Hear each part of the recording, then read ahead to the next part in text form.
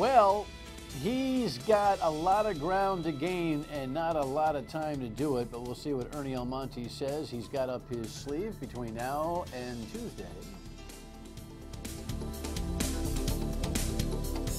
He's the former Auditor General. I've said before that I think he's as qualified as anybody for whatever office they're seeking on the statewide ballot this year, but he's in deep trouble in this race, it seems to me, and he was politifacted into oblivion a couple of days ago, or was it today? Was it today? It was today? It was today. Yeah, it's hard to keep track of what PolitiFact is what and where, right? But my guest is Ernest Almonte. He's going to tell you why he can still win this race. And we've had a seat here for Seth Magaziner, the leader in the treasurer's race, the 31-year-old Democrat. But he's decided that he's going to rope-a-dope it like so many of these Democrats have over the course of time. Don't worry. We're in this for the long haul. In the meantime, it is an honor and a pleasure to have you aboard. Most of you are seeing this at 7:30. I shouldn't even say that. I don't know what time you're seeing this. Tonight we're running at 10:30, not 11:30, because of the World Series, moving Fox News at 10 o'clock over to my RITV, and then we fill in right behind. So let's go to the rundown. Let's see what's going on. Yes, governor debate last night. Holy cow, are they afraid of their own shadows at this point? Buddy Cianci takes that view, or you see that view in this latest ad that he's running. Very interesting. This political season has become the wild, wild west in so many ways, and I've got an interesting way to point that out for you here with the headlines of today. In addition, we will take a look at a controversy between these two lieutenant gubernatorial candidates that's gotten way out of control, and of course, that's what every kid dreams of when dreaming of making the major leagues, right? And then, of course, we'll check into your state of mind here on my state of mind.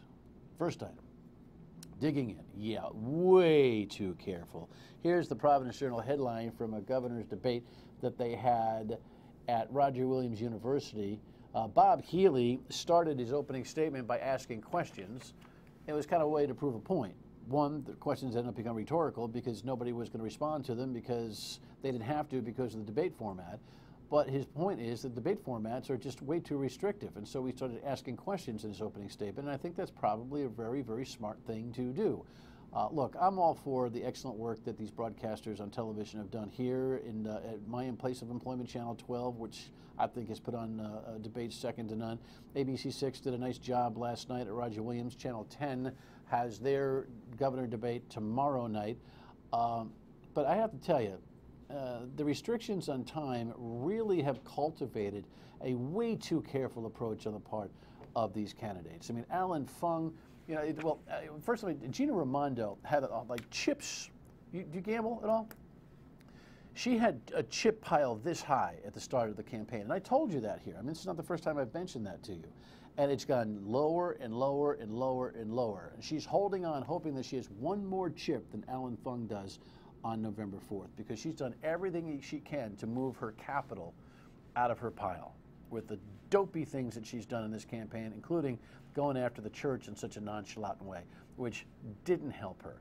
Alan Fung looks like nobody, Rox couldn't help me, Jess couldn't help me. You'll have to let me know on your state of mind. And prior to production, I couldn't look it up. I couldn't remember who the character was. But Kristen Wiig, Kristen Wiig on Saturday Night Live does this character where she gets all excited about things coming up. So the scene will go like this. Oh, we're having a party. And she says, oh my God, oh my God, oh my. That's how Alan Fung is in this race right now. Someone just told him, by the way, the Brown polls got you even. You can win this thing. And he's like, oh my God. I mean, it's unbelievable how neurotic, inattentive, nervous, stilted, overprepared, which creates all the previous things. He's awful in these debates. He's got one chance tomorrow night on Channel 10 to actually live the life of a candidate who's actually in the hunt.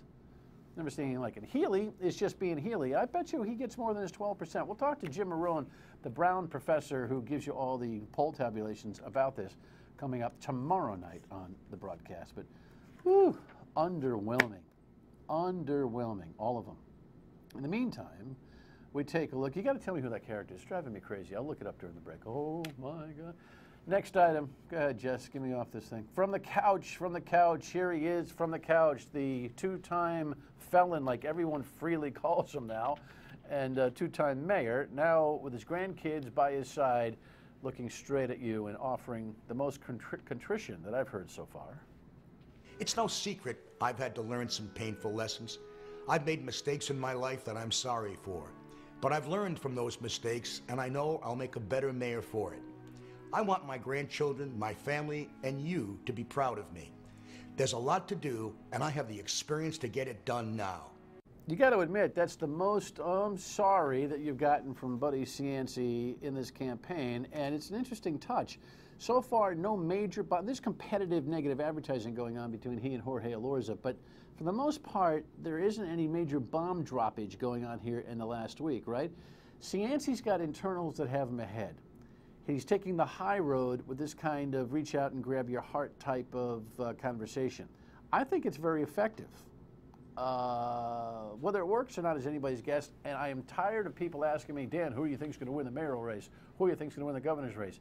I have no idea. And that's the only thing that keeps us going during this race because, frankly, there have been so many disappointments in it. But Cianci's tactic is an interesting one. High road, grab your heart, a little softer approach. Who knows? Next item. Yeah, it has become somewhat lawless around here. Just put some headlines together here just to recap the complaints that have gone to the Board of Elections about things like ballot fraud, advertising, all of that. Look at this, one headline. This is not even all of the headlines. These are just some of the headlines. Another one, you did this wrong, this is not right, you didn't raise the money right, you didn't advertise your identity correctly, the transparency on an ad is no good, bada bing, bada boom, and then the final one. Today, probes into ballot tampering won't likely end before the election, which is the way it always goes. So all the heat comes into the kitchen in the last few days before the election, right? And the Board of Elections goes, and they go through the whole thing. At best, they'll come up with some fine for the guilty party, you know, weeks or months after the election, which really causes this environment where entities, campaigns just say, hey, you know what? Screw the rules. Let's just do what we got to do. And if we got to pay a fine down the line, we'll be closed up shop anyway. Who cares? So what? Who cares? Like Joy Behar on The View. So what? Who cares? It's really a lawless environment out there right now. So as a consumer, you need to make your own decisions about the integrity of these campaigns. As we move along here, speaking of integrity of campaigns, I don't know what's going on. I thought these two people were nice. Catherine Taylor is running an ad, a radio ad. Now, we didn't get the radio ad today, and that is my bad. But let me read the narrative. One of the things she says about, in her 30-second ad, or 30 or 60, I don't know what it is, that runs on WPRO radio and started today. Dan McKee raised Cumberland property taxes 50%. McKee wants to hand control of Health Source Rhode Island to bureaucrats in Washington. By the way, I politifacted that. I danifacted that. That's good. You like that one? Rox like that one. You like that one? Jess didn't like it. I'm tied. Jess doesn't like anything I do, so she doesn't care. Rox counts. Rox only counts. Danifacted. It is fair. I danifacted this one, and McKee didn't do what Taylor said. Anyway, I gave you that last week. But then she writes in her ad, Dan McKee is the poster boy for what's wrong with Rhode Island politics. Now listen, all due respect and all due disclosure, I mean, Dan's a friend of mine, he's my mayor. I will tell you this, he's one of the most earnest politicians I know. Perfect? No. Flawless? No. Liberal? A couple things, yes. But he is the architect of the Mayoral Academy, which caused the unions, teacher unions, to say, we're going to endorse Catherine Taylor. She, you know, did her bidding on some other issues. She thinks that's what, she got the endorsement as a Republican because they don't like him. Long story made short, she puts an ad, that ad on the WPRO, which would be a violation of a boycott because the unions are the ones that are boycotting WPRO because of a fight with John DePietro. And by the way, the ad is bought on John DePietro's show, which has so McKee is fit to be tied, and he puts out this press release today, which is, you know, huffing and puffing, and it says, You know, it ends with, if Our Daughters does not call for withdrawal of the teacher union endorsement. Our Daughters is the organization that's boycotting WPRO. It's a phantom organization that was created by the unions that are endorsing Taylor. Are you following this? He says the McKee campaign will consider its obligation of the boycott to be null and void. Guys, they don't care. Put your big boy pants on and get on the radio and buy radio and advertising and compete with Catherine Taylor's assertion that you're the worst guy in Rhode Island politics, which we all know is not true. All right, next item really quick. Yeah, it is.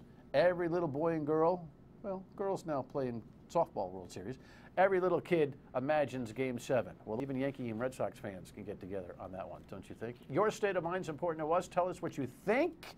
Call us at 228-1886 and leave a voicemail, or post on our Facebook page, Dan York Show, or Twitter. You know how that goes. We have a Facebook post tonight. What does this one say? It says the following. All the debates so far were amateur shows, both in their setups and their moderators. Dennis from Facebook. I don't believe that to be true at all. It's not the setups, it's not the moderators, it's the players. And they've been less than stellar in many ways. When we come back, Ernie Almonte, running for treasurer, one last shot at it, here at least.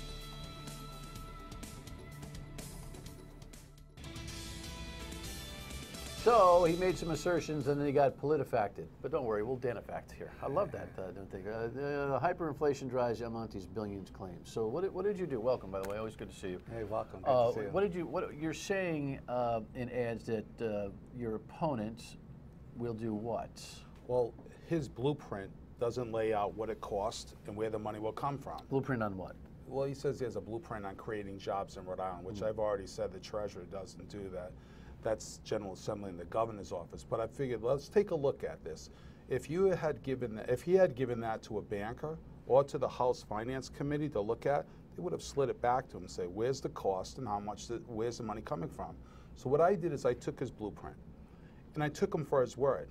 So for example, one item in the blueprint said that he would have an infrastructure bank and he would set it up modeled after Massachusetts. So I went to Massachusetts, looked at the enabling legislation, looked at they use 1 cent sales tax, dropped it in a spreadsheet for Rhode Island, get $1.6 billion, and that's the infrastructure that we need to fix in the state of Rhode Island. So I said, okay, here's 1.6.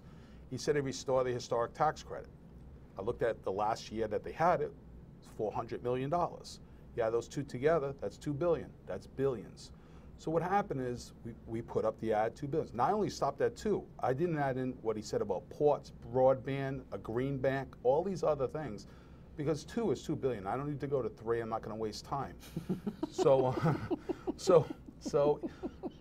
he asked PolitiFact to check it, and that's why I'd rather have the Danifact, and I appreciate this opportunity. Yeah, well, I'm not doing the. I'm just listening to you. No, I know. No, you're just listening. You're Ernie-affecting it. Yeah, okay, I'm Ernie-affected. Yeah. But to me, this is what I do for a living. I'm a CPA, I have 35 years experience. When someone says to me, model, it'd be the same as if I was the Auditor General. The Speaker of the House and the House Finance Committee said, Ernie, someone submitted legislation and say this is what they want to do. Can you tell me how much it cost?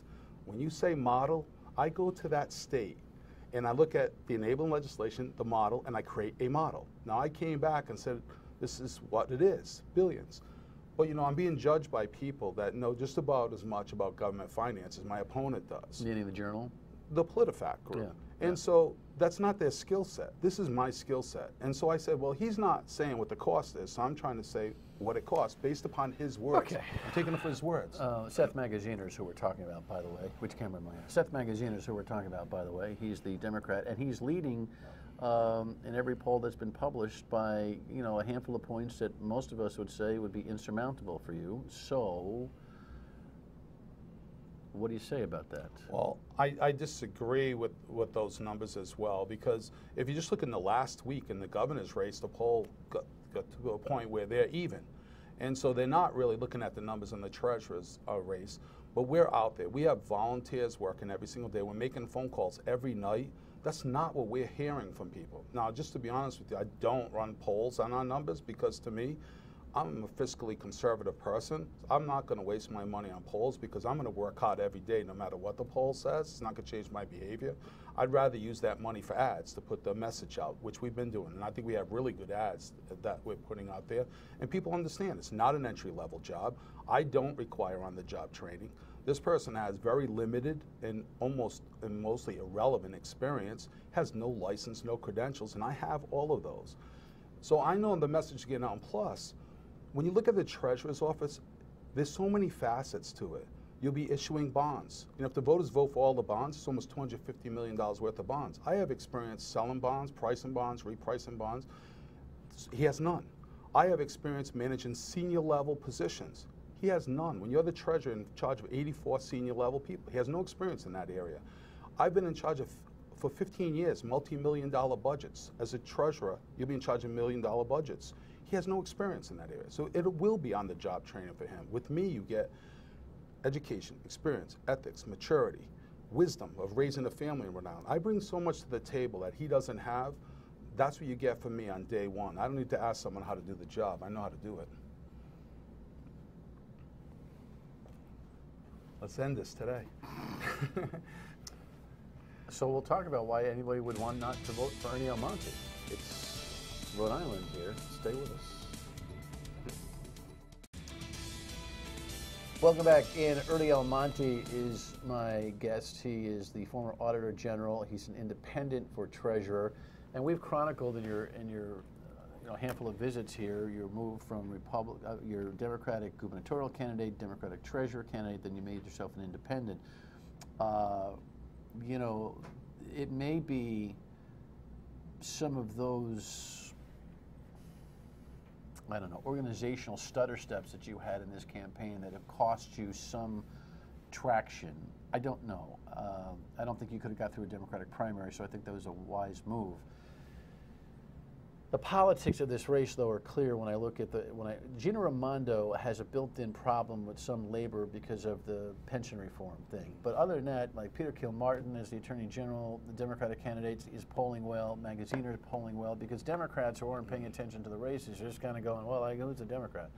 That's what you're battling here. But you're also battling some assertions that Seth Magaziner has made in his ads, one of which I thought was off the wall, this notion that you're responsible for the landfill, you're responsible for the Sports Institute. And the truth of the matter is that you were the Auditor General, not the Inspector General, and people don't know the difference, neither does he, it seems to me. Yes, and that's a clear sign he doesn't know the role of the Auditor General. In both those cases, if you've been looking at the Sports Institute, that was 2.5 years after I left office. And he tries to tag me to that one, which I had nothing to do with, and they get audited by an outside firm. Resource recovery, now that one, when you talk about a system that worked, it's a system that I helped design. I was the Auditor General. We created a piece of legislation called the Fiscal Integrity Act, which made a list of questions. Each director had to answer them where they thought the risk areas were in an agency. That director checked off the list. That information went to the outside auditors who used that information to conduct their audit, came up with red flags. The red flags got presented to the Bureau of Audits, another government agency. They conducted an investigation, went to the state police, and this all became public. So it was a system we set up in the beginning to, number one, try to prevent fraud in the state government. But I think it's important to point this out. When you were Auditor General, your charge was, first of all, by Constitution, you worked for the General Assembly, for the most part, as Auditor General, and you had a lot to do with municipal and other governmental systems, accounting systems, function, all that kind of stuff. But in terms of investigation, which is what people want when you talk landfill, that's not the role of the Auditor General. We don't have an Inspector General, which would have investigative responsibilities on something like that. Have I missed something? No, you're dead on correct. And that's why in my vision I say I'm going to create in the Treasurer's Office a Chief Accountability Officer, also known as a chief, like an Inspector General position. With the power of investigating, yes. You need legislation to enable that, though, actually, right? I don't, and that's because I know this job. I was the Auditor General, audited that office for 15 years. My background, I'm a certified fraud examiner, certified in financial forensics, and I know what that office can do. I can create that position. I can appoint someone to that position inside to do, have hearings and conduct investigations. I can do that immediately. I don't need to go to anyone else to get it done. And I will do that on the very first day I become the treasurer. All right, well, you've got a minute or so to talk to me about how you think you're going to make this deficit up, this reported pollable deficit that you have. Well first of all, my opponent put another $200,000 into his campaign. So if the race was so far apart, why is he coming up with negative ads, and why is he putting $750,000 into a race instead of $200,000? So when you think about it, $750,000, I think we're getting pretty close to understanding how much it costs to buy an election. And what I'm going to do is I'm going to go out, the same thing I've been doing every day, going to events every day. Our ads are up on television right up until the end of election day, but I actually need the voters to look at my credentials, look at my opponents. I'm not saying just look at mine. Look at the both of us.